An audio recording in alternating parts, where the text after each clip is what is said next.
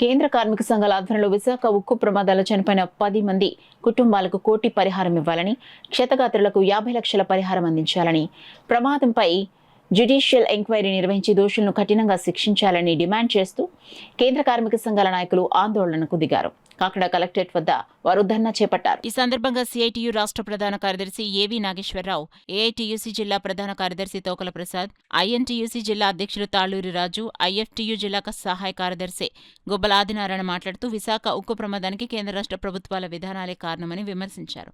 విధానాల రూపకల్పనలో ఏమాత్రం సంబంధం లేని 6 చిరుద్యోగులను సస్పెండ్ చేసి అసలు దోషులను రక్షిస్తున్నారన్నారు. రిటైర్డ్ జడ్జితో న్యాయ విచారణ జరిపి అసలు దోషులను శిక్షించాలని కోరారు. మృతులకు 2 లక్షల పరిహారం ప్రకటించి దేశభక్తియుత కార్మికుల త్యాగాలను కేంద్రంలో మోడీ ప్రభుత్వం అవహేళన చేసిందని, ఇచ్చిన 1100 కోట్ల ప్యాకేజీలో ఒక్క రూపాయి కూడా పరిశ్రమ భద్రతకు ఉపయోగించకుండా అప్పుల పేరుతో తిరిగి తీసుకుందన్నారు.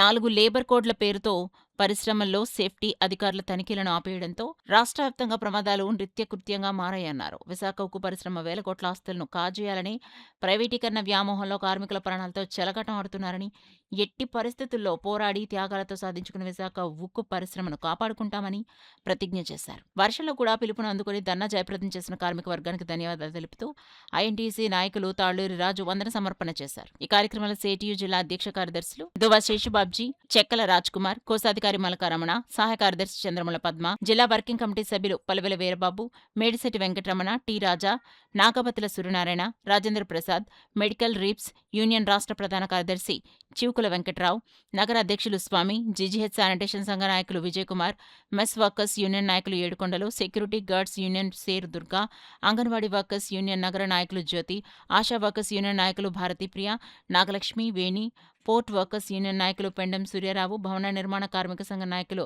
ఏఐటీయూసీ నాయకులు బొబ్బిలి శ్రీనివాసరావు, మన్నాడ రాజేష్, కెవి రామయ్య, రాజు, జాన్బాబు, ముద్దాడ కృష్ణ, నిమ్మకాలేశ్వరరావు, బంగారు హరికృష్ణ, సింగంపల్లి రమణ, ఐఎన్టీయూసీ నాయకులు D Appal Kumar, D Ashok Kumar, Balu, Shiva, వివివి Ramana, IFTU రాష్ట్ర కోశాధికారి రాగులు రాఘవులు, మేడపాటి గోపాలకృష్ణ, గ్రామ పంచాయతీ వర్కర్స్ యూనియన్ నాయకులు ప్రతి వెంకట్రావు, పెండ్యాల రాము, పోర్ట్ కన్స్ట్రక్షన్ వర్కర్స్ యూనియన్ నాయకులు తదితరులు పాల్గొన్నారు. లోకేష్ గారితో పాటుగా అవాళ డిప్యూటీ సీఎం పవన్ కళ్యాణ్ కూడా వెళ్ళాడు. ఆయన ఏం చెప్తున్నాడు, దీని మీద నాకంత అవగాహన లేదు అంటున్నాడు. ఇది వీళ్ళ యొక్క పరిస్థితి. కాబట్టి జ్యుడిషియల్ ఎంక్వైరీ జరపాలి, ₹1 కోటి నష్టపరిహారం ఇవ్వాలి, భద్రతా ప్రమాణాలు పాటించాలి. ఈ ప్రమాదానికి కారకులైన టాప్ మేనేజ్మెంట్ ఎవరైతే ఉందో, చైర్మన్ అండ్ మేనేజింగ్ డైరెక్టర్ సహా అందరినీ కూడా అరెస్టులు చేయాలి. తూతూ మంత్రంగా 6 సస్పెండ్ చేశారు, కింద స్థాయి ఉద్యోగుల్ని. దీనికి కారణం వాళ్ళు కాదు. ఇవాళ ఈ ప్రమాదానికి కారణం ఒకటి స్టాండర్డ్ ఆపరేటింగ్ ప్రొసీజర్స్ ఫాలో కాకపోవడం, రెండోది పర్జింగ్ ప్రాసెస్లో ఉపయోగించే ఎడిటివ్స్ ఏవైతే ఉన్నాయో ఇవన్నీ కూడా సబ్ స్టాండర్డ్, అక్కడ అవినీతి జరిగింది. అలాగే ఈ లాడల్ ఏదైతే ఉందో, లాడల్ పైన కనీసం కవర్ కూడా లేదు. ఆ కవర్ ఉండుంటే కనుక 1600 డిగ్రీలు ఉన్న ద్రావకం కింద పడేది కాదు, కార్మికులు మాడి మచ్చ అయ్యేవారు కాదు. కాబట్టి దీనికి కారణం యాజమాన్యం యొక్క అవినీతి. వాళ్ళందరి మీద కూడా శిక్ష చేయాలని చెప్పి కేంద్ర కార్మిక సంఘాలుగా మేము డిమాండ్ చేస్తూ ఉన్నాం. ఈ ప్రభుత్వానికి ఏ మాయరం వచ్చిందని చెప్పేసి మేము ప్రశ్నిస్తా ఉన్నాం. తక్షణమే ప్రభుత్వం ₹1 కోటి ప్రకటించాలని చెప్పేసి కోరుతున్నాం. మరి ముఖ్యంగా పరిశ్రమల్లో తనిఖీలు అనేది చాలా నిర్లక్ష్యంగా వ్యవహరిస్తున్నారు. గత ప్రభుత్వంలో అదే జరిగింది, ఈ ప్రభుత్వంలో జరుగుతుంది. అంటే కొత్త సీసాలో పాత సారాన్ని నింపినట్టుగా ఉంది తప్ప పాలల్లో మాత్రం ఎక్కడ మార్పు రాలేదు. ఈ విధంగానే కొనసాగుతుంది. పరిశ్రమలో తనిఖీలు చేయాలి, ప్రమాదాలను నివారించాలి, అన్ని విధాలుగా చర్యలు చేపట్టాలని చెప్పేసి కోరుతా ఉన్నాం. వాళ్ళు విశాఖ స్టీల్ ప్లాంట్ లో మృతి చెందిన కార్మికులకు నష్టపరిహారం చెల్లించాలనే విధంగా కేంద్ర కార్మిక సంఘాల ఆధ్వర్యంలో చేస్తున్నాం. సొంతకారులు కేటాయించాలి, ప్రభుత్వంలోనే కొనసాగించాలి. వాళ్ళకి న్యాయం జరిగే వరకు కేంద్ర కార్మిక సంఘాల ఆధ్వర్యంలో పోరాటాలు నిర్వహిస్తూనే ఉంటాము.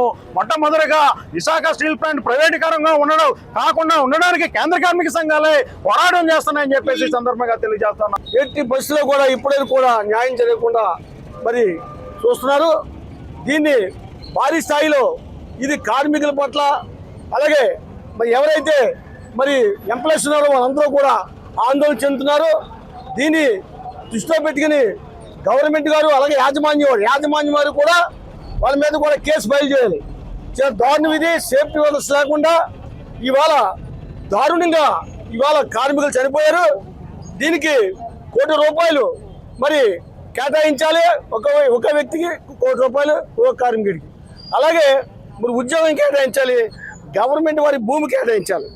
దీని మీద కేంద్ర కార్మిక సంఘాలు ఏఐటీసీ, సిఐటియు, ఐఎన్టీసీ, ఐఎఫ్టియు అని అందరి ఆధ్వర్యంలో కూడా అన్ని కార్మిక 50 మంది కార్మిక ఆధ్వర్యంలో కూడా ఇవాళ కల్చర్ రన్న జరుగుతుంది. కాబట్టి ఫ్యాక్టరీలు అజమాయిషీ చేయట్లేదు, తనిఖీలు చేయట్లేదు.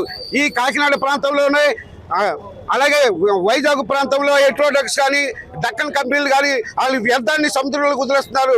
వేల మత్స్య సంపద కోల్పోతున్నారు, చనిపోతున్నారు. రీసెంట్ గానే చేపలు, తాబేళ్లు పెద్ద ఎత్తున చనిపోయి ఇటువంటి ఫ్యాక్టరీల మీద చర్యలు తీసుకోకపోవడం వల్లే అందులో వస్తున్న ప్రమాదం కార్మికులు చనిపోతున్నారు. ఎట్రోడక్స్ ఎంతో మంది మహిళా కార్మికులు పనిచేస్తున్నారు.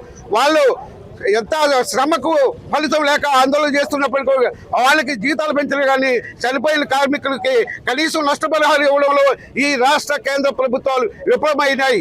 ఇదే పద్ధతిలో కొనసాగితే భవిష్యత్తులో కేంద్ర కార్మిక సంఘాలు పెద్ద ఎత్తున ఉద్యమం చేపడతాం. వైజాగ్ స్టీల్ ప్లాంట్లో సజీవ దహనమైనటువంటి 10 మంది కార్మికులు వెంటనే కోటి రూపాయల నష్టపరిహారం, ప్రమాదంలో గాయపడిన వారికి 50 లక్షల రూపాయలు ఇవ్వాలని డిమాండ్ చేస్తామన్నారు.